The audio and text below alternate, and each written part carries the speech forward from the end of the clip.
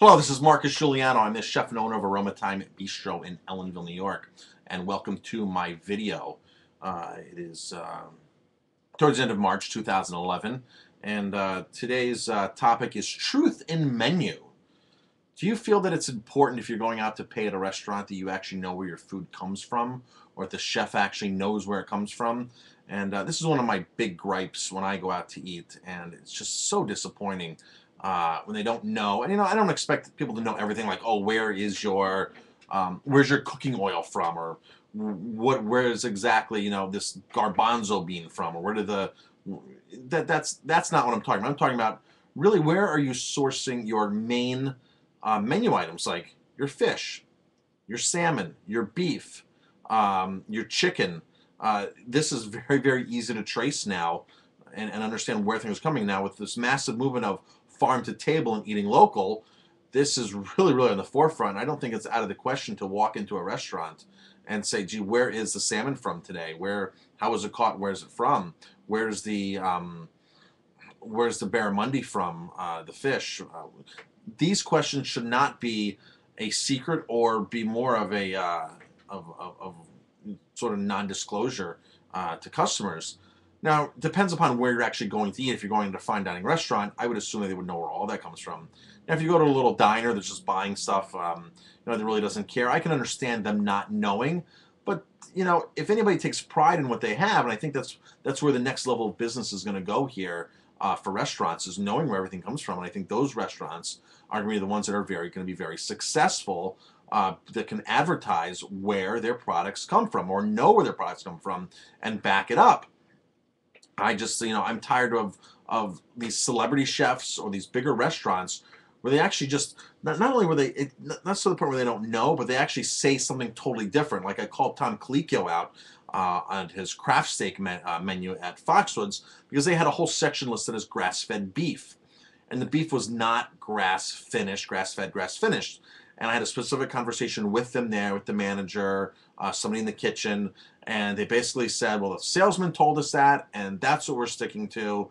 And when I went to the website of the beef that they were serving, it strictly said, very plain in the website, our beef is from, goes into feedlots at 14 months and is fed a mixture of corn, barley, grains, whatever else. Here's my latest experience.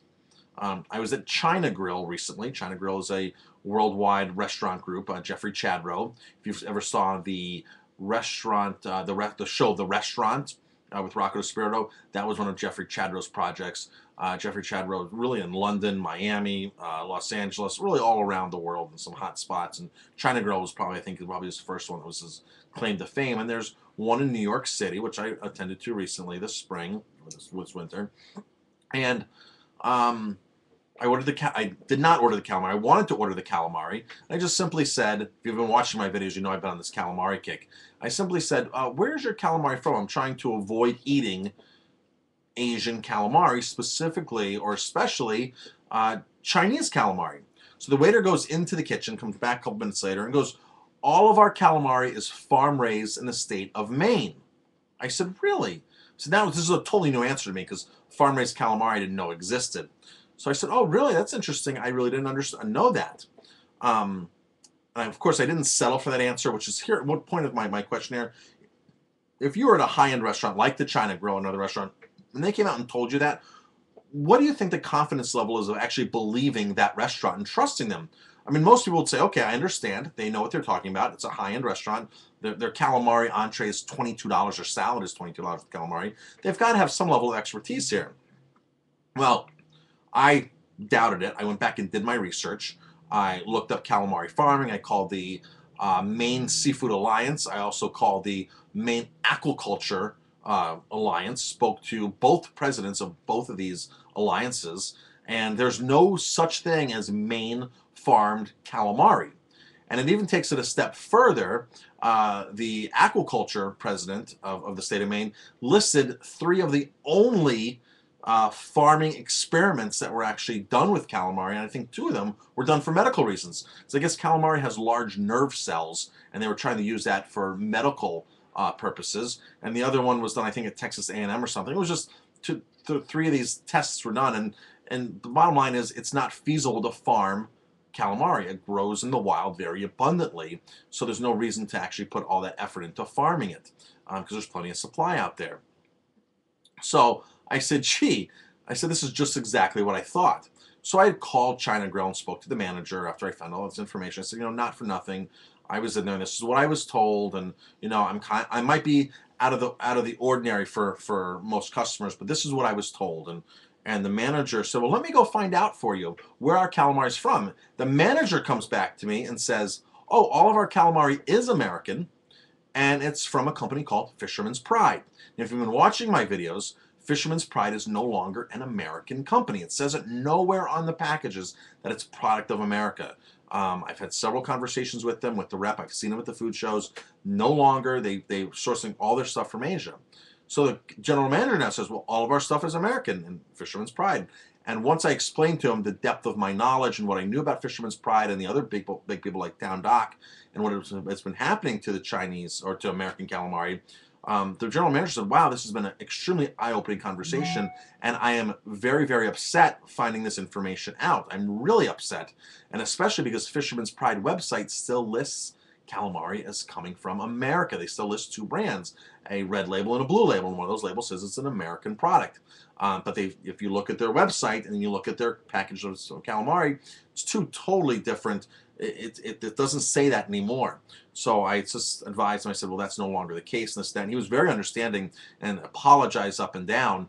But to the average consumer now, would you question a restaurant when they actually say, this is what we have and this is what we're serving?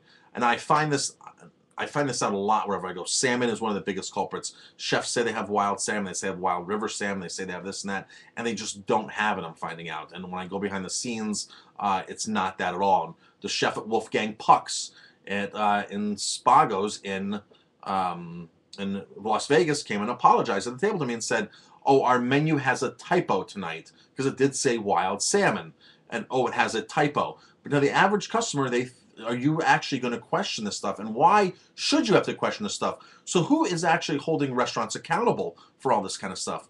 Well, there's nobody really out there policing menus and policing truth in labeling, even though it's an actual law in a lot of states, truth in labeling.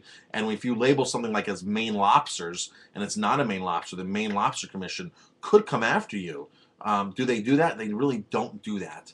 That's really not their job. Their job is to really provide resources and education and promote their products. So they really don't go out and police. But a lot of these brands are trademarked or very well guarded. But the problem is nobody's just quite enforcing these. And every time I call these commissions and I speak to the Monterey Bay Aquarium and this and that, there's simple advice, even to the MSC, Marine Stewardship Council. When you call these places, they keep saying, and I spoke to the Grass-Fed Association about this, Grass-Fed Beef Association, they say at this point it's up to the consumers to actually point out these chefs and restaurants and call their bluff on it and call and complain and say, please remove that because you're misrepresenting. They go, that's really the best thing we can do right now is have the consumers speak up.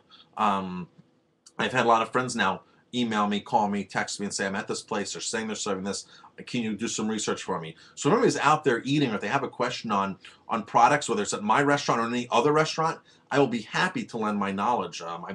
Especially on seafood, I've been really devoted, I have a passion to sustainable seafood since 1998, 1999, which is over 12 years here that I've just been dedicated to serving the right seafood. So I know a lot about this. So if you guys have any questions and you want to email me, shoot me a text, call me, I'll be happy to help you, whether you're eating here or at another restaurant. And it's up to us consumers to actually call these chefs out and speak up and say, hey, if we're paying, whether it's $5 or $25, we deserve to know where the food comes from and how it's caught, where it's done, and all that kind of stuff. I think I've said enough on this. I'm a little upset about this. And I hope that some of you guys out there will actually speak up with me on this. It's very, very important. I'm Marcus Guiliano. I'm the Chef on a Mission, and you can reach me on chef. You can reach me at chefonamission.com, and the email would be chef@chefonamission.com. And thank you very much. I hope everybody's warming up. It's getting a little warmer here for the spring, but the temperatures are still cold. It does not feel like spring at all, but fingers crossed here. I'm back to running. I've done one track workout, one 5K. Tomorrow morning, by the time most of you watch this video, I would have hopefully done a 9-mile run. So I'm kind of back on track on running, looking to run a half marathon, hopefully in April or May, and hopefully towards the end of the year, a full marathon, depending upon how my schedule is. I've put on a couple pounds over the winter.